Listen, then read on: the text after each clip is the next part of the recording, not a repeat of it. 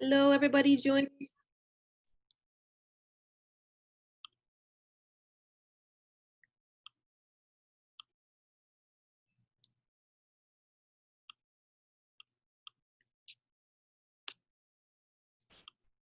Hello, if you're just jumping on.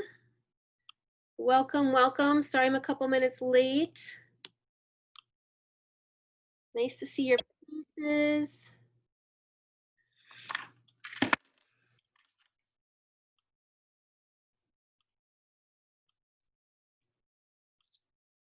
All right, people are joining in here. How's everybody doing? Happy Monday? Good Monday? Yeah? Okay. Some head nods. Busy. Busy? Okay. All right, good. Me too. Some thumbs. Yeah. All right. Good, good. It's like hot and humid outside. It's like, ooh, I was trying to run around doing some things earlier. I'm like, ooh, it's a little much out there. Okay, let's get started. Again, apologize for my tardiness. That's not how I like to roll. But here we go. Let's just jump right in.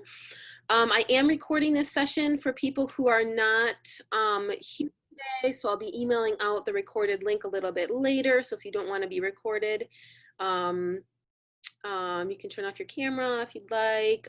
Please feel free to add questions to chat as I go here, but of course, we'll have lots of time for Q&A at the end. So let's just jump into a couple of things.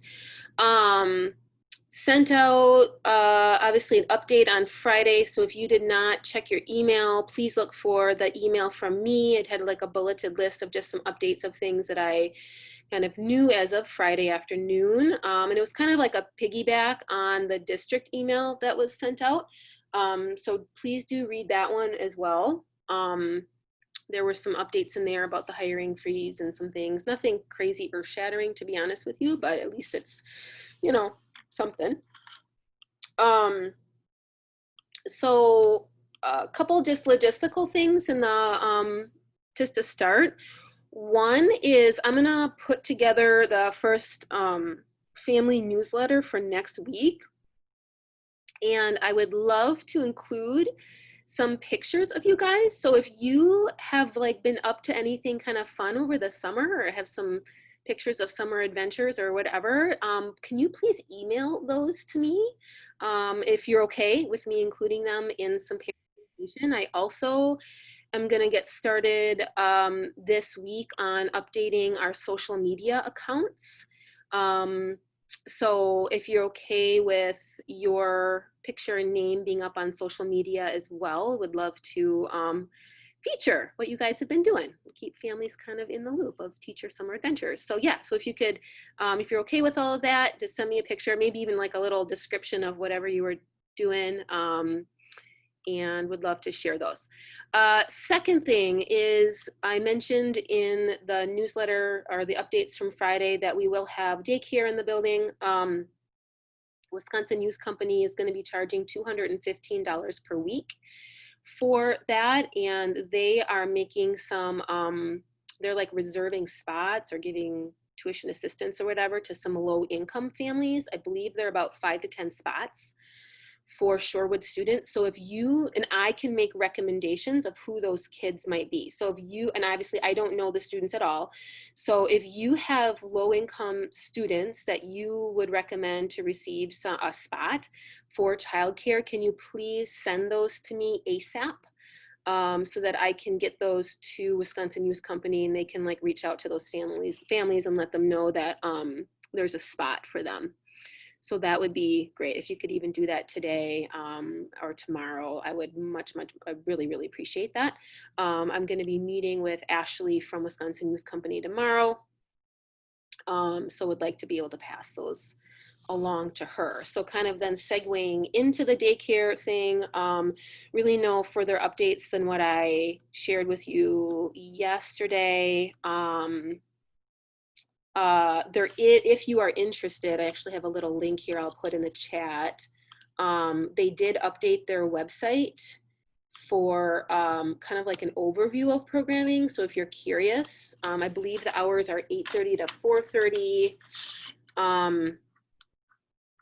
Yeah, $215 per week, starting September 8th, going through October, at the end of October. Yeah, additional logistics that I am particularly eager to figure out is room usage. Um, definitely, and a lot of that is going to be driven by what the enrollment for the school is going to end up being. So I'm hoping to get some insight on that tomorrow from her. And I will absolutely keep you guys in the loop in regards to that. So um, I then want to collaborate obviously with her on uh, yeah, just what room usage is going to look like, and materials usage too. So those are things that are kind of burning on my brain, and I know some of you have reached out already too, with similar questions. So just stay tuned, I guess, for more in regards to that. Let me pause there, because the next thing I want to talk about is room clean out, and I think that's going to be a bigger topic. Are there questions? I see Maya. Will you have support staff add information to family newsletters? Is there? Yeah. Each had a box. Yes. Yeah. I want to be really conscious of not adding more work to your plate, certainly this summer. So if you voluntarily want to send me some information to be included, that'd be super duper. The sooner the better, so that I want to make sure that translations are going out at the same time, or as close to the same time as the English. So if you are someone who has historically added info to newsletters in the past, absolutely. It's how I've done it in the past. Usually I've had like a principal section, and then like, secretary kind of does upcoming dates, and then there's like, the various other boxes. So yeah, I'm 100% about that. Right now, I'm kind of just from a logistical standpoint. Anu told me that actually, Lindsay, you may know this. Did the district purchase Constant Contact for all schools, or no? Do you know about that? I don't know. It's Okay. possible, but I don't know. Okay, well, I'm used to using Constant Contact. I'm not a super fan of the format, honestly, but just if you are a person who has typically added stuff to newsletters, we'll kind of work on formatting, and I'd like it to look, I'm a fan of information being presented in a nice manner, and it looks attractive, and it's easy to read and absorb and all that stuff. So just know that on my kind of to-do list is to figure out the Constant Contact thing, which is an email newsletter program. S'more is the other one that I've taken a look at that looks kind of nice. But so if you are a person that might be collaborating on emails, I'll kind of keep you in the loop on that one. Okay, any questions? Any questions? You can unmute yourself if you'd like, regarding anything that I've shared thus far before we talk about rooms, daycare, anything like that. Okay, so let's talk about room clean out. So I shared a process document with you on Friday that was linked in that updates email. If you did not look at that, please do and read it over. I'm going to kind of give you the highlights, or kind of the overview of this. So Building Services sent out an email to all principals and custodians a few weeks ago about what their expectations are for rooms and preparing for hybrid learning. So the gist is that we want to have a safe as possible environment, and to have it be safe, they are saying a few pretty firm, clear things. One, fabric stuff so furniture, for example, needs to be removed from the building. Personal items of teachers or staff need to be removed from the building. The classrooms can have one teacher desk, one metal filing cabinet. Any built-in storage, of course, can stay. if you have like a larger storage cabinet that's not necessarily built in, that can stay. Bookshelves there are no specific requirements regarding bookshelves, just that they should be minimized as much as possible. And there shouldn't be really anything on top of bookshelves. The reason for that, the reason for all of this, again, is for safety. When hybrid happens, and I imagine, I will ask Ashley this about with Wisconsin Youth Company, I imagine their cleaning protocols will be similar. I don't know, I'll certainly find out. But the custodians will all get a sprayer machine, like a disinfectant sprayer.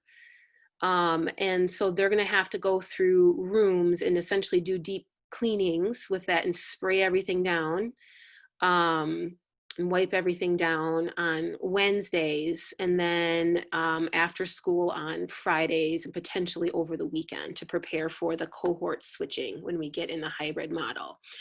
So basically, we want to help our custodians as much as we possibly can. So make their jobs as easy as they can. So those classrooms are as clean as they possibly can be when we are back in hybrid. And again, not sure what the status is, what this is all going to look like with daycare, but I will find out. So yeah, so we want to help them do their job as best and as they can. And I think I said this in another meeting. It's just like, I can't tell you enough how much responsibility I feel to keep you and all the students healthy.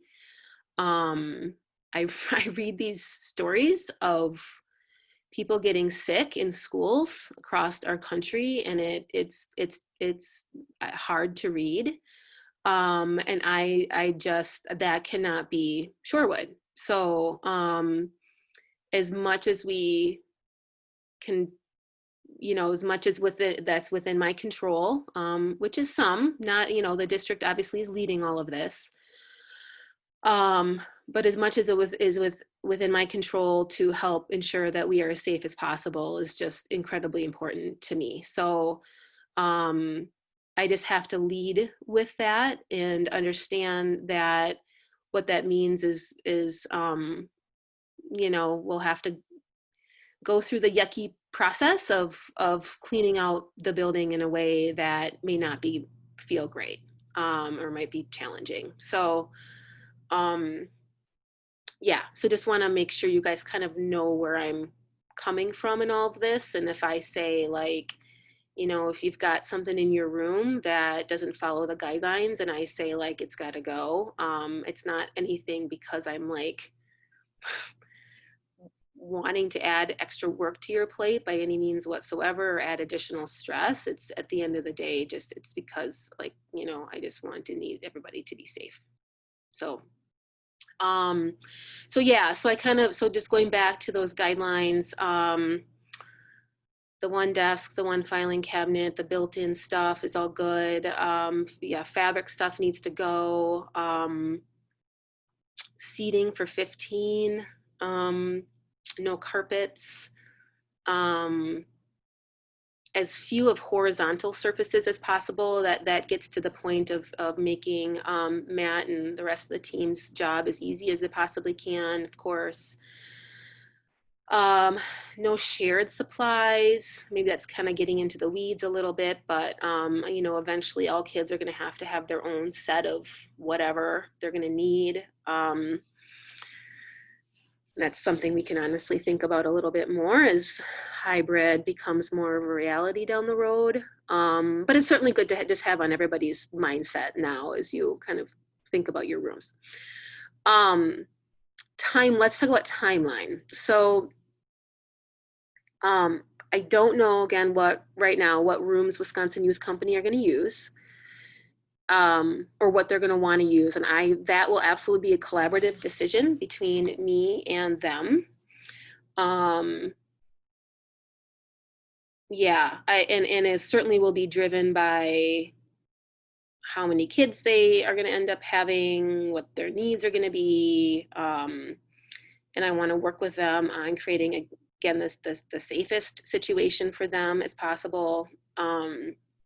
So after tomorrow, I hope to not have final rooms finalized, but probably to have a better sense of again what rooms we might be using, and then once I have a final decision, I of course will share that out with everybody.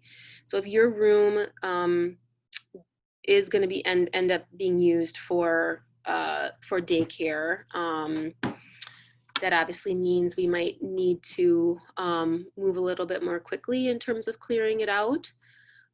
So I will make sure that I expedite those decisions as quick as humanly possible. But regardless if your room is going to be used for not, we do need to think ahead and prepare for hybrid. This is what building services has asked us to do, principals to do, and support everybody on.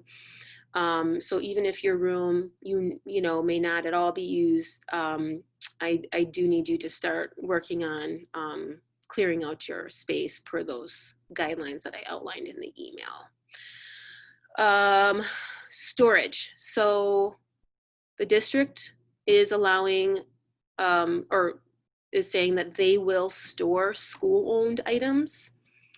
So if there's a school purchase thing or something that you got through a grant, whatever that may be, that can be stored either at an offsite location by the district, or I'm going to be working with Matt to see if we can store as much as we possibly can at Shorewood. Little nervous, honestly, sending boxes off to no man's land and having them never return.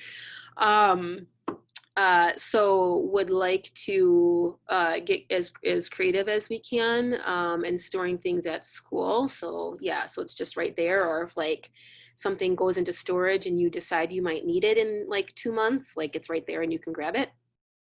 So just know that that's on my radar as well. I know there's like the stage, for example. I think we probably can get a bunch of stuff up there. Yeah, and we'll be thinking through that with Matt. The district also apparently has, I know, I was told that all schools received stacks of boxes and tape. Just another logistical thing. I need to talk to Matt at that as well, so that you guys have access to some packing supplies.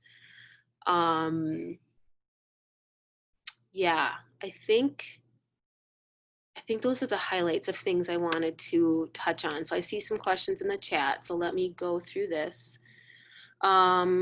And then you guys, and then we can have like an open chat too if you want to unmute yourselves. If teachers share a classroom, can we have 2 filing? Yes. So if you share a room, you can have 1 desk per teacher and 1 filing cabinet per teacher. And even just kind of a silly thing too, if you have a, you know, like, you know, the filing cabinets come with like the different amounts of drawers, like 2, 3, and 4. I don't know the building well enough to know if there's an excess of filing cabinets. I know at Senate, like there's a million filing cabinets. And so teachers were like swapping out 2 drawers for 4 drawers. So that's definitely something I'm happy to facilitate and talk to Matt about. Yeah, so if you like have a shorter filing cabinet and you want a taller one just for, you know, being able to stuff it full with things, I'm happy to work on that. You can email me or Matt and say, hey, would love a 4-drawer filing cabinet in my room if you've got one. And then all extra filing cabinets will probably go to surplus, most likely. Many teachers do not have desks, but use a rainbow teacher timetable as their workspace, shared classroom. Sometimes I have 2. Yep, that's totally fine, not a problem. With the sprayer, can we cover bookshelves with paper to protect our books? If we have fabric covering our bulletin boards, doesn't that need to be taken down? So you can expect that if you've got paper stuff on the walls or covering a bookshelf, that there's a high likelihood that it will get wet. So what I honestly would recommend at this point in time is one, if there are books and things that you can put into storage, I would prioritize that, and minimize as much as you can. If there's stuff that you're just like, oh gosh, it just kind of needs to stay in the room, totally hear that. I honestly would turn the bookshelf around and have it face the wall. That's what I would do. But a Um, lot of them are built-in bookshelves. So oh, built-in bookshelves. I Oh, hate to waste the space, but you that want to cram it with stuff. you describe to me what the built-in bookshelves are like. Underneath the windows, the whole wall is built-in Underneath the bookshelves. windows are built-in bookshelves. Are they full, like it's all full of books? Yeah. Okay. Good question.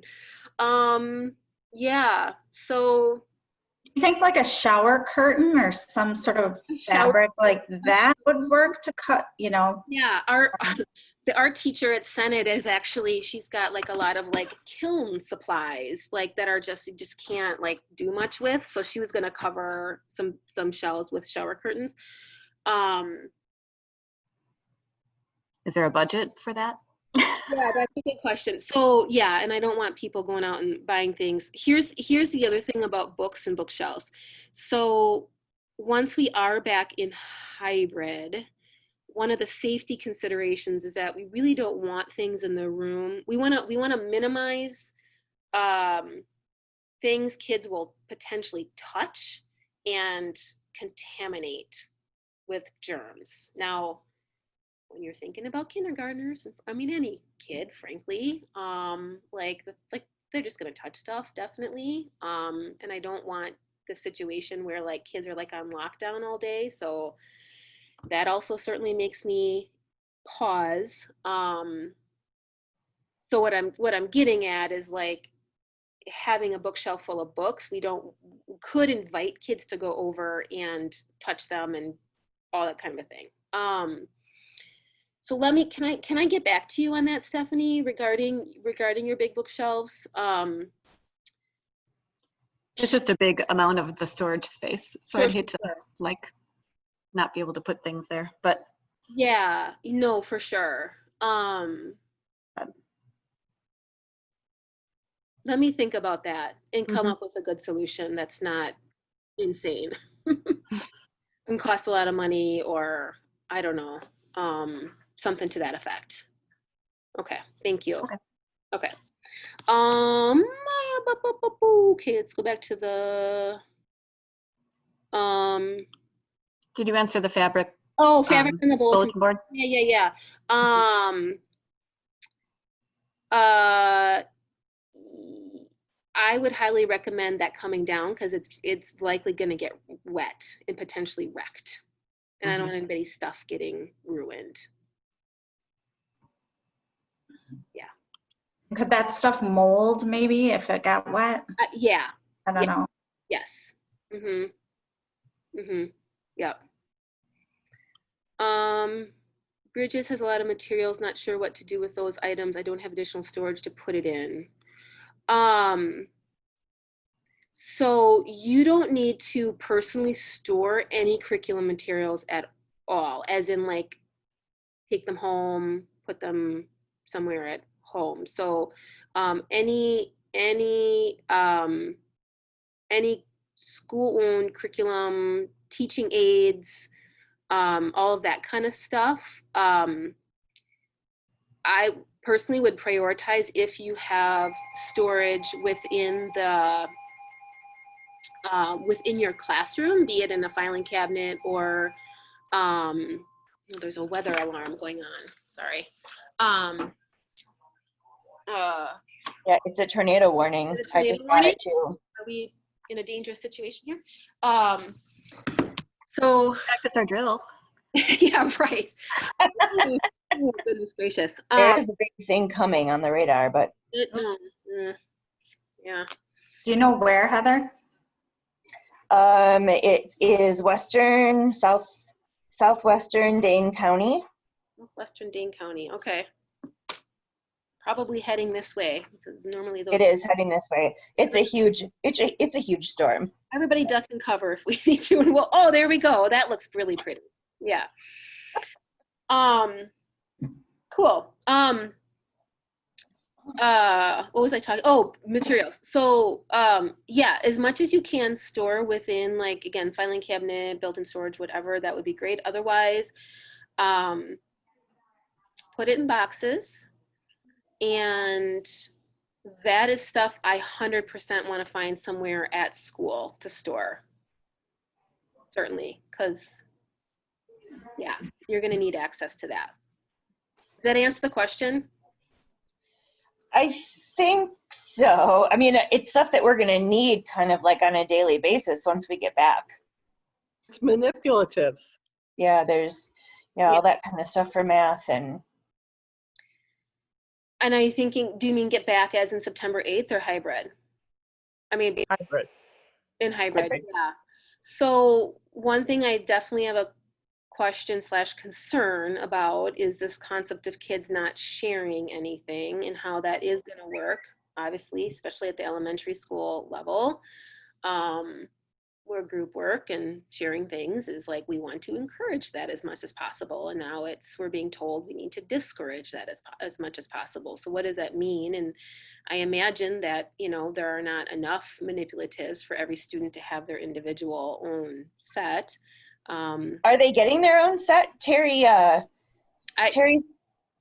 the math person, Terry Hedges. She said that the district was purchasing because Bridges has like little independent sets for each kid. And that was 2 weeks ago that she said that. She said the board passed it, but I don't know. I mean, I don't know any of the details on that. Okay, I have not heard that, but certainly that would fall in line with what their expectations are regarding safety protocols. So those were actually for virtual learning. They were going to be somehow delivered to them. Oh, well, there you go. Okay. Cool. Okay. Well, I'll certainly keep an ear out and eye out more for, regarding that. How about plastic table covers? I don't think you'll need to you shouldn't have to cover tables, because those all should be non-porous hard surfaces that are easily cleaned and disinfected. So don't need to cover anything with plastic. Just confirming that I need to clear off my tall bookshelves with leveled books for reading intervention. That is a good question. Here's what I'm going to tell you. My preference is yes, that you clear as many like horizontal surfaces off the better. If there's just no way to, and I know level reading books certainly can take up a lot of space, and those are really important for doing, your guided reading groups, whatever. If there's just no other way to put them like in a cabinet or something like that, I would be okay if they're up kind of high and tall out of kids' reach on a bookshelf or a storage cabinet or something to that effect. Might be a fire code issue with shower curtains. Yeah, potentially. Certainly. So I will, let me think more, kind of going back to Stephanie's question about the big bookshelves and just kind of how to cover them and stuff. I'll think through that. Maybe it's something where stuff goes in bit boxes of some kind and like those are put on the shelf. I don't know. I'll think through that. Should I take home my whole classroom library? It's all pretty much books I've bought with my own personal money. Yeah, so I'm gonna tell you the official answer. The official answer is that all your personal stuff needs to go home. And I know for some of you, especially those of you who have been teaching for a long time, that means a lot of books. So I'm going to tell you, I'm going to tell you, please do as best as you can. Please do as best as you can. If there are some books that are left in your room that are your own, that are just, you don't have the space or whatever to store at home, those can stay in your room.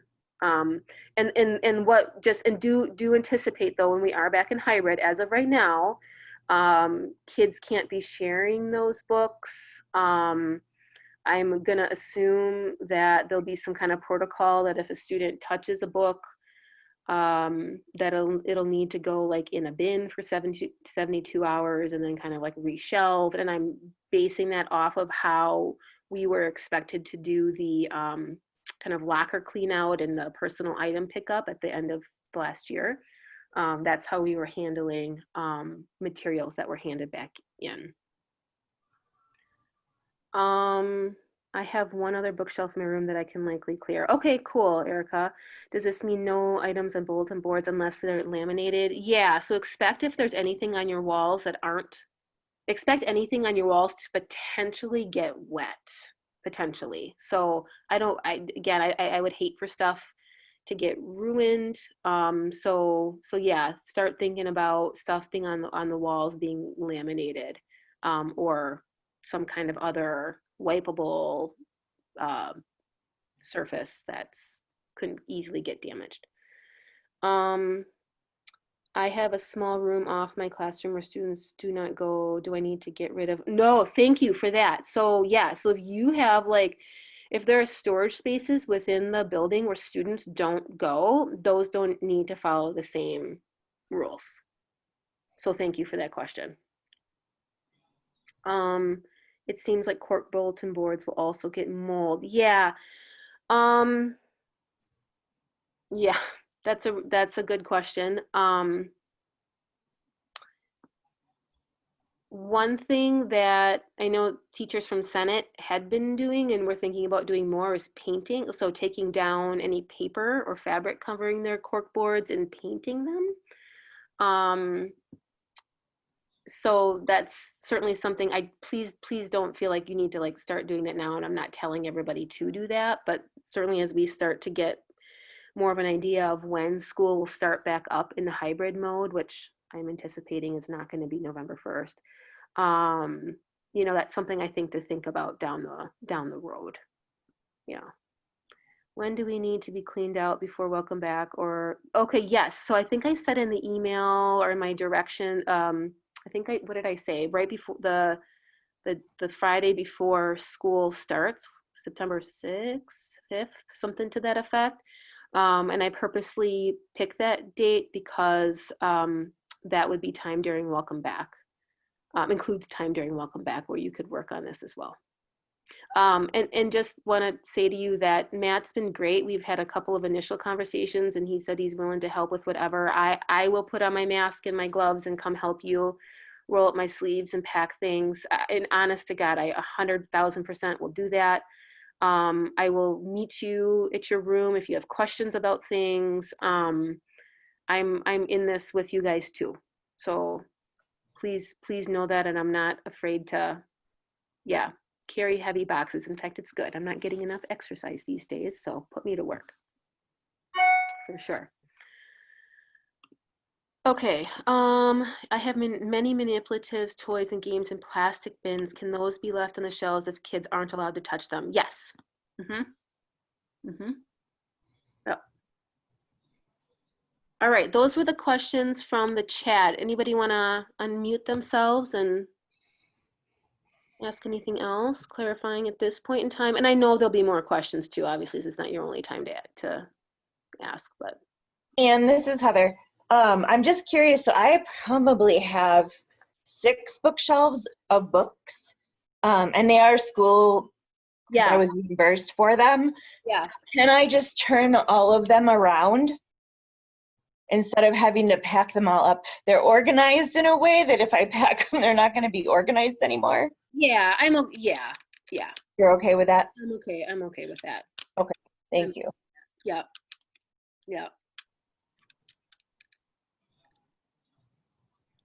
And this is Paige. So I may or may not be able to clear out some of the stuff. I'm like 39 weeks pregnant, so I may have my baby. But if I don't, my husband said he would come and help me bring home some of my stuff. But I'm just like, is the goal just to like clear off like countertops and surfaces and then like turn around bookshelves if possible? Yep. Okay. I'm Yep. just trying to like, prioritize what we can maybe do. Okay. Think of yourself as someone who would need to come in and deep clean the entire building every Wednesday. And so think about like being able to go in a room, not have to move stuff off horizontal surfaces, clean them really nicely and deep clean and all that kind of stuff. And again, at the end of the day, all pointing towards this mindset of like having the cleanest, sparkling, germ-free building as we possibly can. Mm-hmm. Okay. What else you got for me? And it could be anything else other than so those are my updates for you. So if any and a free reign on any question or topic you want me to elaborate on or fill you in on at this point.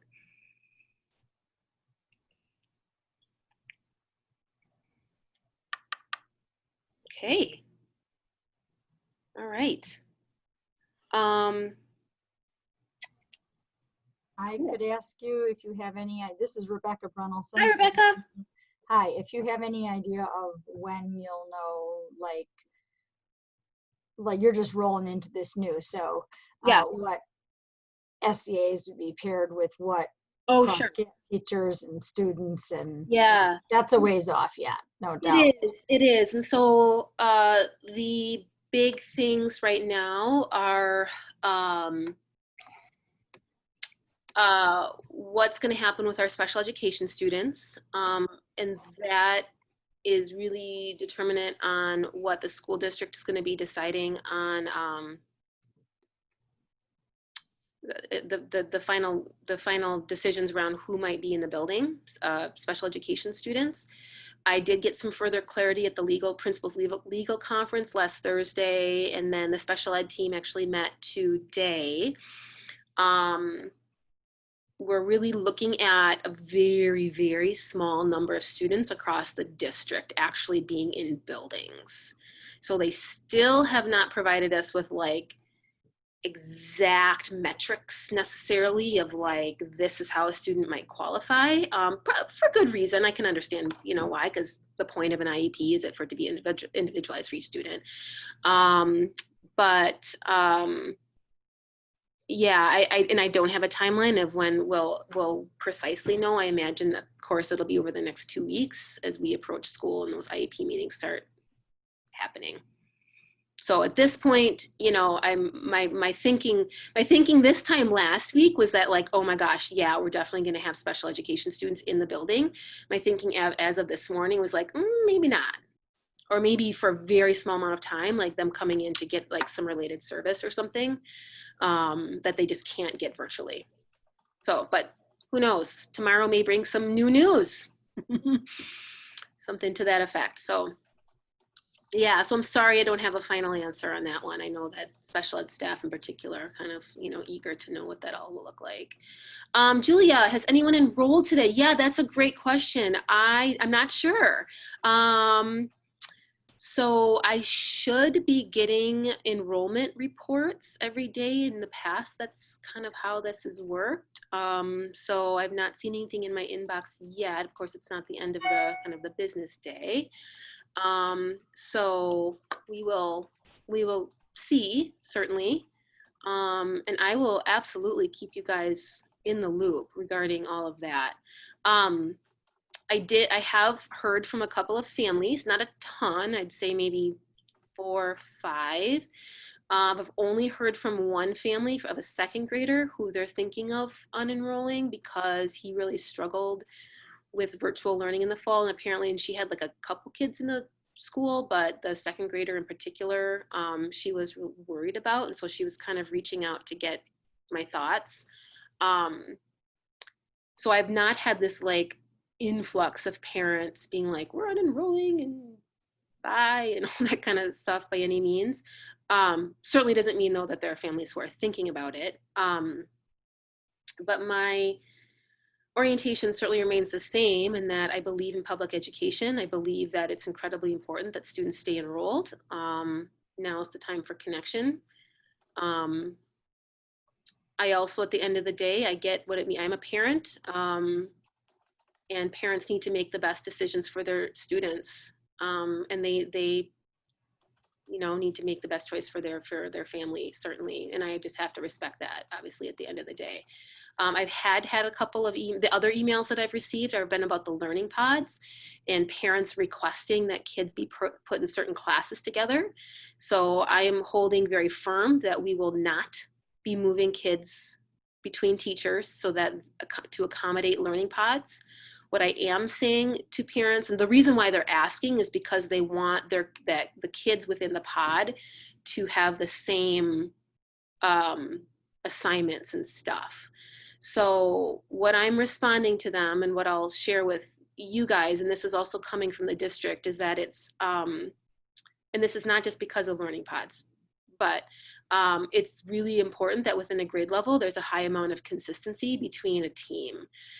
So the expectation definitely, and I know that you guys have been doing this already, but that you're planning together, that you're delivering. Clearly you cannot be saying the exact same words to all of your kids that are identical. I mean, that's, but that you're delivering the curriculum in the same fashion or similar fashion to each other, so that, if we're talking about 2 different 3rd grade teachers, that those students in each of those classes are getting a very, very, very, very similar experience. So when families have their kids in these pods at home and the kids are with different teachers, that they are getting the same assignments and the same assessments and, da, da, da, da, da, da. So I think that's good practice in general, certainly, but I think now more than ever, it's important to do. So that's been my response to parents. They've written back that they understand, so that's good.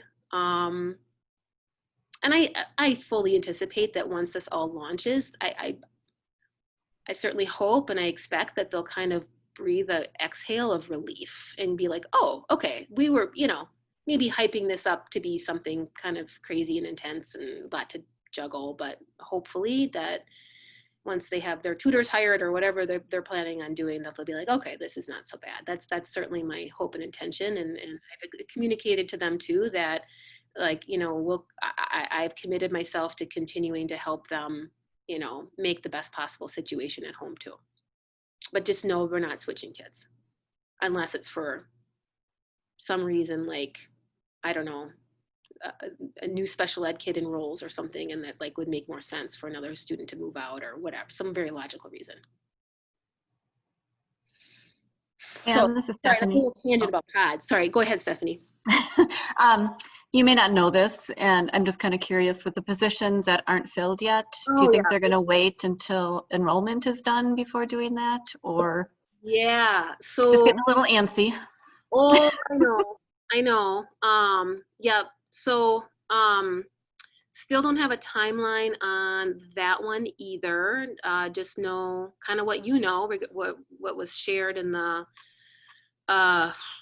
bulletin on Friday. My assumption is that they're still looking. So I had to submit, or all principals had to submit like a kind of like a staffing analysis spreadsheet last Friday. And I imagine right now they are reviewing all of those, making district-wide decisions, seeing where things land in terms of, we still have people at this point in the year that have decided to move out of state or whatever. Now that creates another vacancy. So I know that I have been told that they're kind of getting that big picture view of things. I think also what happens with special ed plays into this. Don't have a timeline of when that freeze might be lifted at all. I don't know, Lindsay, do you know anything more than that? No, yeah. So we're just kind of waiting, and I can tell you that classroom positions are prioritized in terms of lifting the freeze and filling. And it could be, so what their strategy is right now, and this is all in the mindset of avoiding layoffs and furloughs, which is amazing and great, and I'm appreciative that the district is thinking in this way, definitely. But what there will be, rather than hiring additional staff to the whole roster of teachers within or staff within the school district, that they will shift people internally. So it could happen that I would not be surprised if this scenario happens, that I get an email maybe next week sometime saying, hey, Ann, I know you got a 4th grade position open. Here are 3 teachers that are, or staff members across the district that we are looking at moving. Can you please interview them? All current MMSD employees. Wouldn't be shocked if that happens. I could also be told, like, Ann, here is now your new 4th grade teacher as well. So yeah. And that is that the best ideal scenario? Of course not. But if it means that layoffs and furloughs won't happen throughout the district, then I bring it on. We'll make it work. All right. I think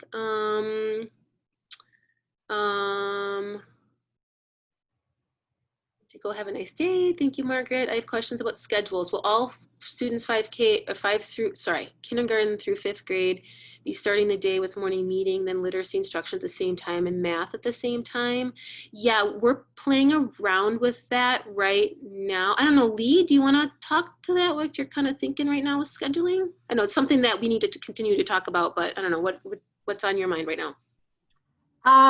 So currently the way I set up the morning meetings is that they're like 15 minutes staggered apart. So like, I think K1's at one time, 2 3s together, and 4 5. And one's like starts at 8:45 to 9. The other one is 9 to 9:15. The other one's 9:15 to 9. So they're staggered a little bit so that if we need BRS support or that sort of thing, they can still get into a few different grade levels and different morning meetings. But yeah, everybody starts for the most part with morning meeting. We had to put some specials in before morning meetings. But again, the schedule's not done. It could be tweaked. We'll figure that out. We do have a common math time scheduled right now, and kind of the way we set that up right now is a 30-minute block, but we put in an hour for it. So we have K2 during 1/2 hour and then 3 5 and the other 1/2 hour, but they're still going to be doing math or small group or tasks when they're not in that 1/2 hour. So like a 2nd grader could still go to a 3rd grade math classroom, and that can still happen. And then literacy, same thing. It's a 30-minute lesson, but I scheduled it for an hour. And K2 is during 1/2 hour and 3 5 during the other 1/2 hour. Again, so that those support staff can come in and support, and BRSs, and we can use them to the best of our ability. But we'll continue working on it, and then we'll bring it to SBLT. We'll have the Unified Arts teachers look at it before any of it's finalized and get input, and before we go ahead with it. Thanks, Lee. And it's Heather again. I have another question. I'm wondering, so in talking about schedules like that, I remember that you have told parents that like by like August 24th, which is our first contract day, you would have classroom, like a schedule for them, which means they would know what teacher they have. But there may be some things that we have to change for class lists. When can we do that? Because I'm thinking we left room. I mean, we don't know yet how many international families are coming, but in a typical year, we leave room in like 1 or 2 grade level classrooms so that they are kind of grouped together. And so other classrooms who won't get like those level 1 and 2s, their class numbers are higher. In the past, help me understand, would there then be like, so if we had like, let's say 3 international families coming in, would that mean then like 3 kids who were kind of currently in that room would be moved out? Is that kind of how? No. Okay. No, so like right now, like in 3rd grade, I think there's 2 rooms that have 18, and then there's my room that has 23 or something. And so because I wouldn't get the brand new, like low-level kids. And that's more for like, so that we can help them, because ESL teachers can't manufacture themselves over again, even though I think they'd like to. Piece of what we have available. Yeah. So I guess I'm wondering, like, when are we gonna, if we're giving the parents the schedule on our first day back, we want to have time to have looked over like class lists. I certainly, my intention is to get that as solidified as possible right after we know the enrollment. And the reason for that is because I do want parents to know what the schedule will be. And I want you guys certainly to know as well, and what your rosters will be as soon as humanly possible, given all the other unknowns and challenges that we're going to be faced with going into the fall. Mm-hmm. So that's my thinking and my feeling of urgency around really prioritizing that. Now, with that said, I absolutely understand and know that there might be tweaks right up, even after the first week of school. I mean, sometimes, that happens for some, again, very legitimate reasons. It can't just be, oh, let's just move a student, of course. But from my perspective right now, and getting the schedule set and getting enrollment set is very high priority for me. So I can get that in your hands and into families' hands. Is there a closing date for enrollment? Maybe that's kind of like 19th, I the believe. 19th. I believe that's right. Okay. Right, Lindsay? I think 10th to the 19th. I mean, people can enroll up until whenever. I mean, enrollment is out.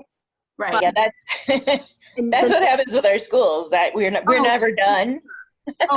Oh, yeah. Because of our international families. So Yep. Yeah, but Senate, we had over 30% mobility rate every year. I mean, we just kids constantly coming and going. So I know how that goes. Has anything been decided about the Ready, Set, Go conferences? I have not heard. No, good question. Yeah. I heard back on that one.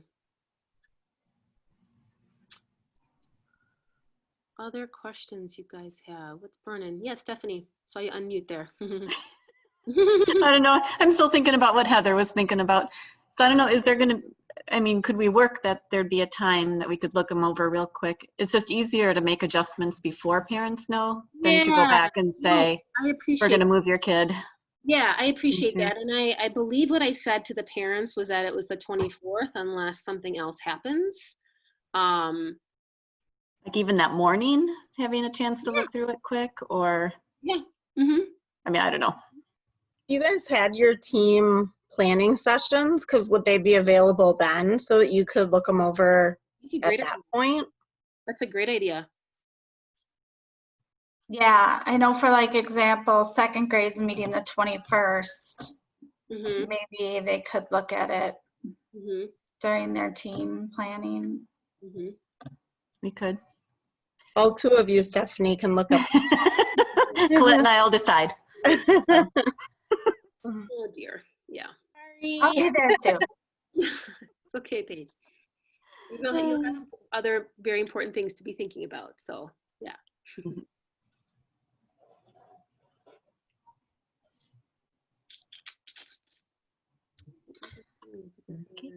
I think it'd be helpful too is as we get enrollment information, if Nadine finds out if someone did leave or maybe taking them off of those placement charts that we created last spring, so that when teams re-look at them, they, kind of have a better idea, or maybe leaving their name and saying unenrolling, or,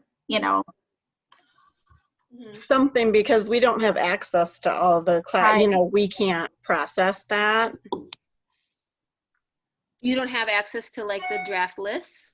We don't have access to like Infinite Campus or anything to know like who's coming and going. Like I can't look at all of fifth grade.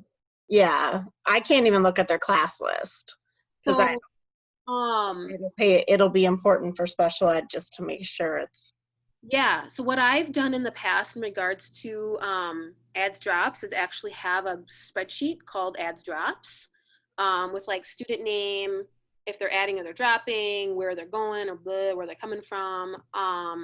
So and I've shared that as a read only or view only for with all staff. I'm that and that has worked really well to keep folks up to date. So I will do that again. That works for people. You can just bookmark it and be checking it out. Yep, cool, done and done. Lee, this might be a question for you. Do we know when we're gonna know, because our team was also going to meet, but we have put it off now till the 21st of August. Mhm. Do we know when we're gonna have any curricular stuff? Is there a point in us meeting, I guess is the question. When are we gonna know and have the stuff that the district is creating? Yeah, so I have coaching meetings this week on Wednesday and Thursday all day. So I think in those meetings is where they're going to show us everything and give us access to all that information. So as soon as I get it in those meetings and learn about that stuff, I will pass it on to you. So I would say by Friday the 14th, you will probably have. And Lindsay, does that sound right? Yep. Awesome, thank you. Yep.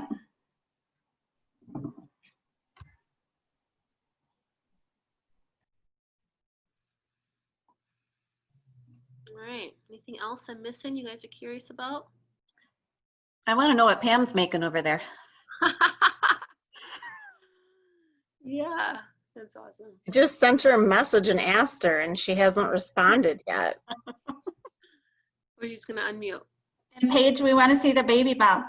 Yeah. Coleslaw. Coleslaw. Oh. All right, Paige. Here we go. Okay. Ah, Oh my gosh. It's really big. It's hard to get it all in the screen, but yeah, that's it. that's so cool. What is the actual date, Paige? My due date is August 16th. If he doesn't come on his own, I'll be induced on the 23rd. So Okay. here we go. Oh man. Pretty crazy. He's healthy and I'm looking good, so hopefully it'll all go smoothly. You have a name? Yeah, his name is Luke. It's a family name. Oh, I love that. Yeah, so after his grandpa on my husband's side. Yeah. So, but I just finished, I was taking 2 master's classes through Edgewood, and I just finished those on Saturday, and now I'm like, all right, where's the baby? Like, I'm ready. He can come now. So we'll see if he waits for a couple days or 2 weeks. We don't know. We'll see. But he'll be here sooner rather than later, I think. All right, everybody. I think we are about at the hour mark. So unless there's anything else for the good of the group, I will bid you all adieu and promise to keep you again up to speed. Send me those pictures of your summer adventures if you would like again. Send me recommendations for low-income students who might benefit from attending childcare so I can get those to them. And if you need any help with your rooms, please don't hesitate. Here to help you. Okay? All right, you guys have a wonderful rest of the day. And Lee and Lindsay, I think we got some SBLT planning. Can I have a little bit of a break and then join? Okay, thank you. Okay, all right, bye everybody else. See ya. Bye. Bye.